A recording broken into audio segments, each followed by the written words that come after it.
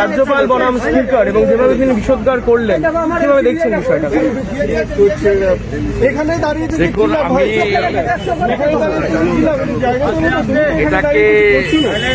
এটাকে মহামান্য রাজ্যপাল বনাম সম্মানীয় অধ্যক্ষ কোন বিতর্ক সভা বলবো না। সরকার শব্দটা সম্পর্কেও আমি একমত। মহামান্য রাজ্যপাল মহোদয়, আজকে national voters day. National voters ডেতে তিনি ডক্টর ভীমরাও আম্বেদকরের মূর্তিতে প্রণাম জানানোর জন্য এসেছিলেন এবং অধ্যক্ষ, উপাধ্যক্ষ, পরিষদীয় মন্ত্রী এবং বিরোধী দলনেতাকে তিনি বিধানসভাকে নির্দেশ দিয়েছিলেন আমাদের আমন্ত্রণ করার জন্য। স্বাভাবিকভাবে আমাদের পুরো ভারতবর্ষের সংবিধান বা গণতন্ত্র, তার যদি একেবারে ভিত্তিমূল ধরা যায় সেটা হচ্ছে ভোটার।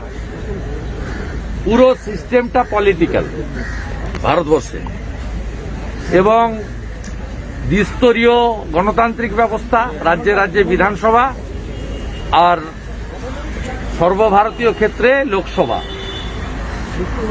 পরবর্তী সময়ে নগরপালিকা বিল এবং পঞ্চায়েত রাজ বিল এসে তৃতীয় সরকার তৈরি হয়েছে, সংবিধানে স্বীকৃতি পেয়েছে মিউনিসিপ্যালিটি কর্পোরেশন এবং ত্রিস্তর পঞ্চায়েত। আবার পরবর্তী সময়ে সমবায় ব্যবস্থাপনাকেও সংবিধান স্বীকৃতি দিয়েছে। তাই গণতন্ত্রের এই যে প্রসার এবং বিকশন হয়েছে, এটা মূলত ভোটারদের উপরে দাঁড়িয়ে। তাই ভোটার্স ডেতে গণতন্ত্র পশ্চিমবঙ্গে কোথায় আছে, পশ্চিমবঙ্গে সংবিধান কতটা পালিত হচ্ছে, এই বিষয়গুলোতে গভর্নর মহোদয়, মাননীয় রাজ্যপাল মহোদয় দৃষ্টিপাত করেছেন। রাজ্যপাল মহোদয় কি বলবেন সেটা তো আমি বলতে পারি না, তার সে অধিকার আছে, তিনি সাংবিধানিক প্রধান। কিন্তু আমি যতটুকু অনেকটা ডিস্টেন্সে দাঁড়িয়ে শুনেছিলাম, পরবর্তীকালে বিভিন্ন ইলেকট্রনিক্স মিডিয়াতে তার বক্তব্য শুনে আমার যা মনে হয়েছে, তার একটা শব্দ সংবিধানের বাইরে তিনি বলেননি। একটা শব্দ বা বাক্য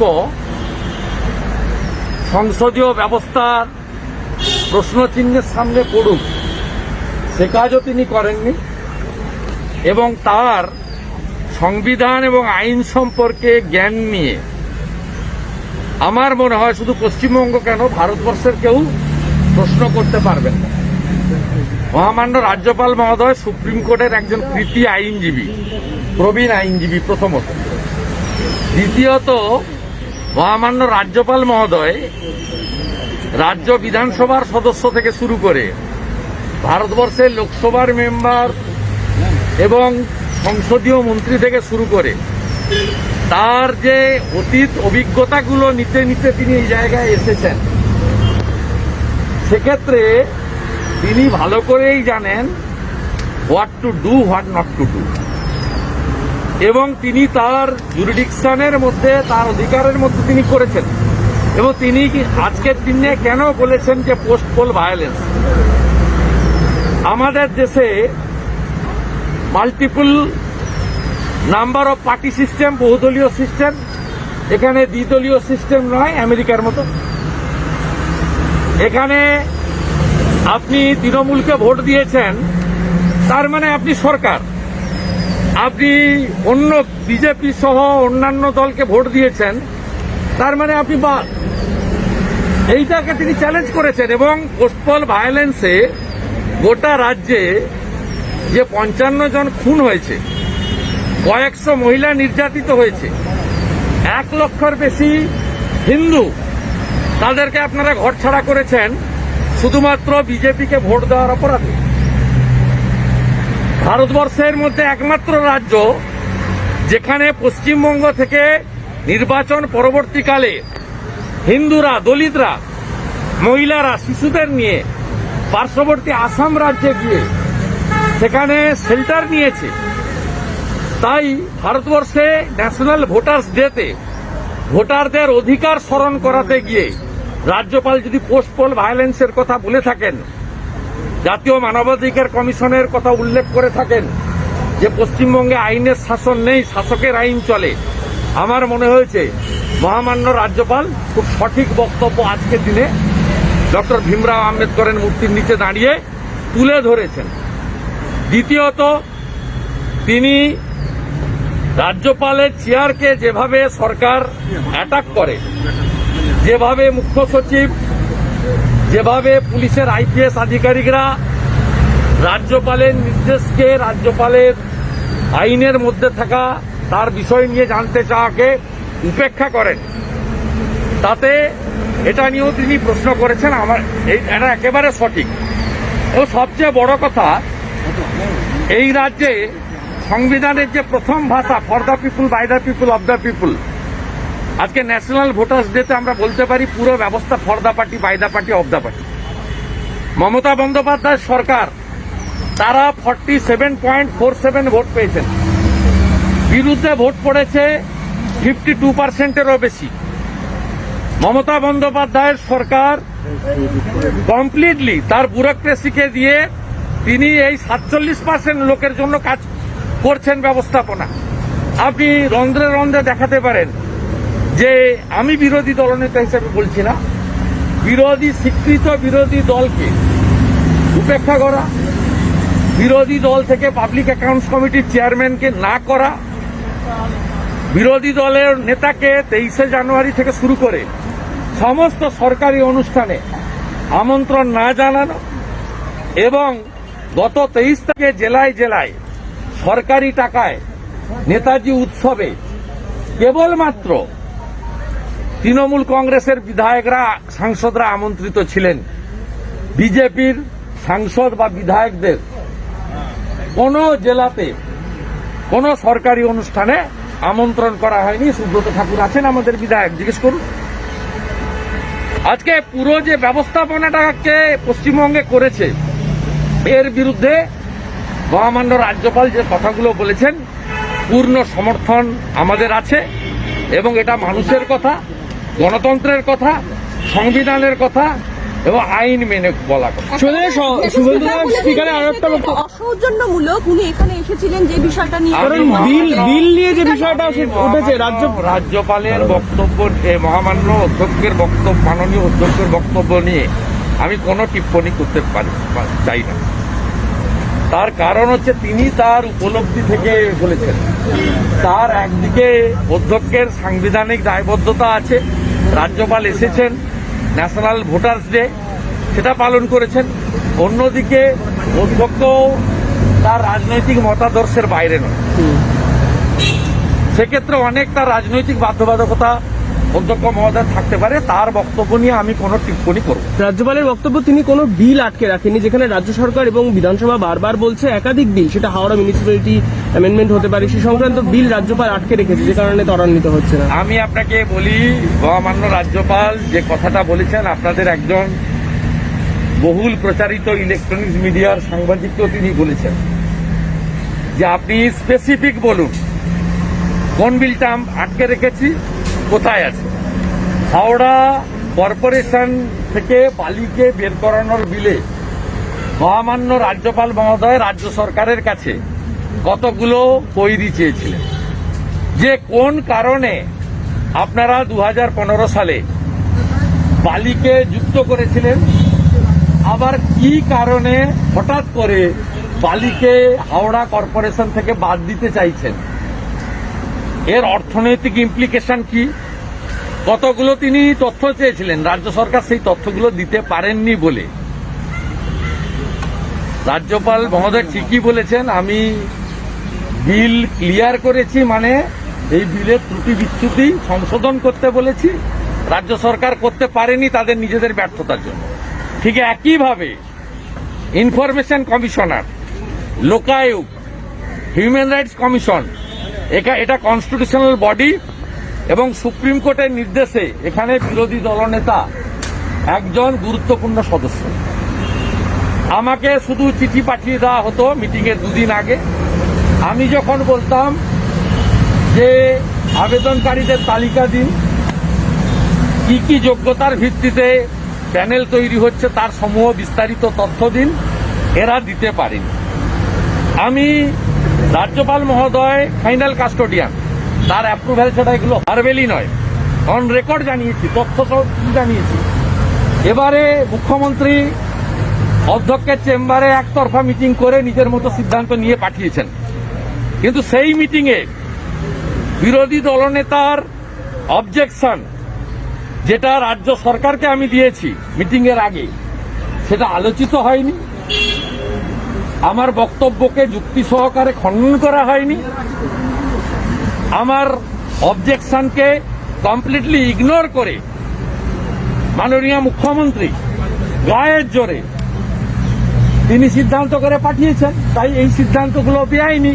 রাজ্যপাল মহোদয় এই কোয়েরিগুলো জানতে চেয়েছেন, রাজ্য সরকার উত্তর দিতে পারেনি। তাই রাজ্যপাল মহোদয় সঠিকই বলেছেন, কোনো ফাইল পেন্ডিং নেই। রাজ্যপালের চাওয়া, মহামান্য রাজ্যপালের চাওয়া তথ্য, তার উত্তর রাজ্য সরকার দিতে পারেনি। এটা রাজ্য সরকারের ব্যর্থতা। রাজ্যপালের অভিযোগ হচ্ছে রাজ্যপাল সংবিধান বিরোধী কাজ করছেন, রাজ্য মন্ত্রিসভার কে বলেছেন? আমি ওনার কথার উত্তর। বলছি, আজকে প্রথমবার দেখা গেল বিধানসভার কোনো একটা অনুষ্ঠানে আপনি বসেছেন স্পিকারের পাশে, যেটা স্পিকারও অভিযোগ করেছেন আগে যে বিধানসভার কোনো অনুষ্ঠানে আপনি থাকেন না, কিন্তু আজকে প্রথমবার দেখা গেল। অধ্যক্ষ মহোদয় অভিযোগ করেছেন, উত্তর অধ্যক্ষ মহোদয় দেবেন। আমি আপনাকে প্রথম দিন থেকে বলেছি, বিধানসভাতে অধ্যক্ষ হচ্ছে রেফারি, শাসক এবং বিরোধীদের মধ্যে সমন্বয় করানোর দায়িত্বটা এই মহামান্য অধ্যক্ষের। আমরা প্রথম দিন জিতে আসার পর থেকে আমরা সর্বদলীয় মিটিংয়ে অ্যাটেন্ড করেছি, বিএ কমিটিতে অ্যাটেন্ড করেছি, কিন্তু আমাদের এমএলএ কে ভাঙিয়ে নিয়ে গিয়ে তৃণমূল কংগ্রেসের কোটাতে পিএসসির মেম্বার করে তাকে পিএসসির চেয়ারম্যান করার পরে আমরা দেখলাম যে শাসক দল বিরোধীদের সাথে নিয়ে বিধানসভা তৈরি হওয়ার দিন থেকে যে চিরাচরিত ঐতিহ্য গরিমা আছে সেটা তারা চান না। এর মনে হয়েছে দুটো কারণ। এক হচ্ছে বিজেপিকে এই প্রথম বিরোধী দল হিসেবে তারা হজম করতে পারছেন না। দ্বিতীয়ত হচ্ছে বিজেপি পরিষদীয় দল এমন একজনকে বিরোধী দলনেতা করেছেন যিনি শাসক দল যে কোম্পানি তৃণমূল কংগ্রেস, তার মালিককে নন্দীগ্রামে হারিয়ে দিয়েছেন। এই জ্বালা যন্ত্রণা থেকে তারাই শুরু করেছেন ফাটল। তাই আমরা প্রত্যেকটা গুরুত্বপূর্ণ দিনে নেতাজি সুভাষচন্দ্র বসুর জন্মদিবস সহ আমরা বিধানসভার রীতি মেনে সরকারি অনুষ্ঠান হয়ে যাওয়ার পরে পুষ্পার্ঘ নিবেদন করেছি। আমরা আমাদের দায়িত্ব পালন করেছি এবং কোনোটাতে আপনি দেখতে পাবেন না যে অধ্যক্ষ মহোদয় পুষ্পার্ঘ নিবেদন করার আগে আমরা এসে দিয়েছি। আমরা এই সৌজন্যতাটাও বজায় রেখেছি যে অধ্যক্ষ হচ্ছেন আমাদের সবার উপরে তার চেয়ার, সেই চেয়ারকে মর্যাদা দিয়ে অধ্যক্ষ অনুষ্ঠান করার পরে আমরা গিয়ে দিয়েছি।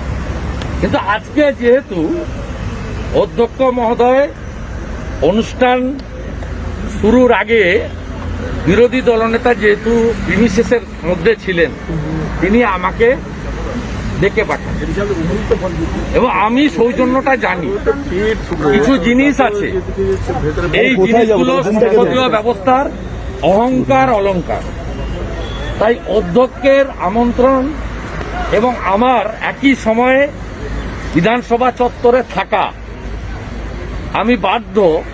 এটা সৌজন্য এবং অধ্যক্ষের চেয়ারের যে গরিমা আছে তার মর্যাদার জন্য এটা আমি করেছি এবং নোয়িংফুল্লি ওয়েল এটা করেছি। ভবিষ্যতে এই ধরনের পরিস্থিতি হলে আবারও করব। আমরা বিজেপি জানি সৌজন্যের রাজনীতি, সংসদীয় ব্যবস্থার গরিমা, অধ্যক্ষের চেয়ারের মর্যাদা। কিন্তু শাসক দলকেও বলবো, দয়া করে পরিষদীয় মন্ত্রীর ঘোষণা করা মানসিক ভারসাম্যহীন অর্থাৎ পাগল পিএসসি চেয়ারম্যানকে সরিয়ে প্রকৃত বিরোধী দল, একমাত্র বিরোধী দল ভারতীয় জনতা পার্টি, তার বলিষ্ঠ সদস্য অশোক লাহিড়ীকে পিএসসির চেয়ারম্যান ঘোষণা করে রাজ্যের মঙ্গলের স্বার্থে আর বিধানসভার ঐতিহ্য, এই দুটো তারা মর্যাদা দিক, কোনো সমস্যা নেই। সেক্ষেত্রে কালকে কি করবেন শুভেন্দুদা? রাজ্যপালের আজকে অভিযোগ যে তাকে কিছু জানানো হয় না।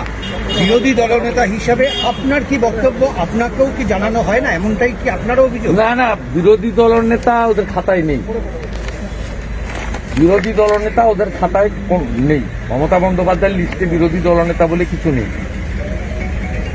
23শে জানুয়ারি রেড রোডে আমাকে 1 ঘন্টা পুলিশের অনুমতি নেওয়ার পরে, মানে পুলিশের অনুমতি মানে পুলিশ মুখ্যমন্ত্রীর কাছ থেকে অনুমতি নিয়েছে, তারপরে এসে মালা দিতে হয়েছে।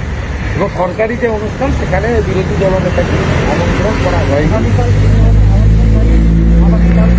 কালকেই বলবো, কালকেই বলবো, অনুষ্ঠানে পরে বলবো।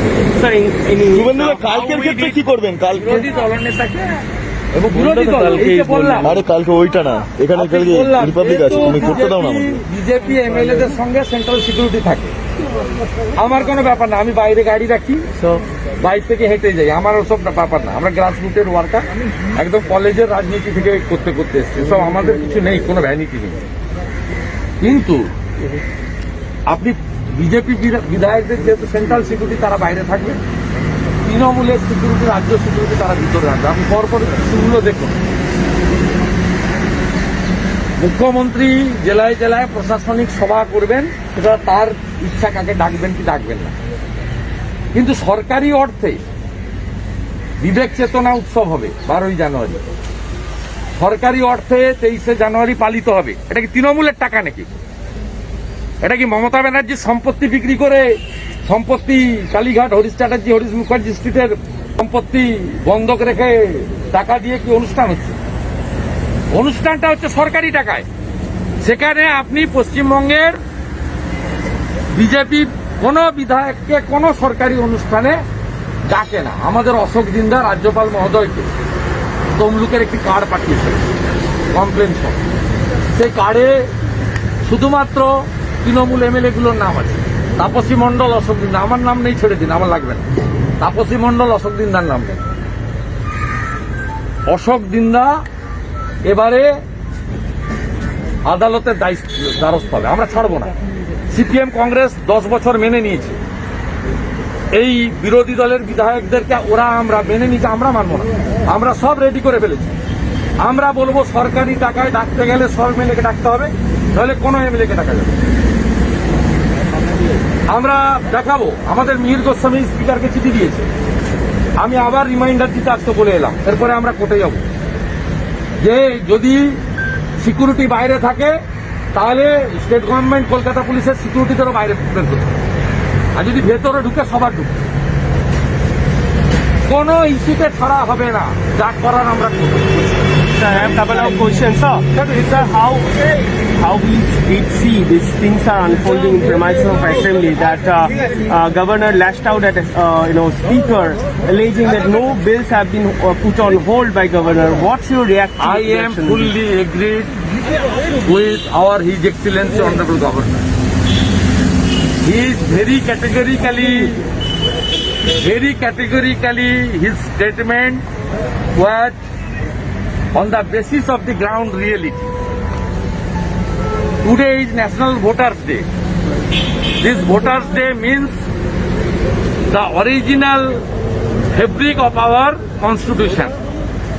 In Bengal, after post-poll, the horrible situation arises in all over the Bengal, especially the Hindus, those who cast their vote in favor of BJP.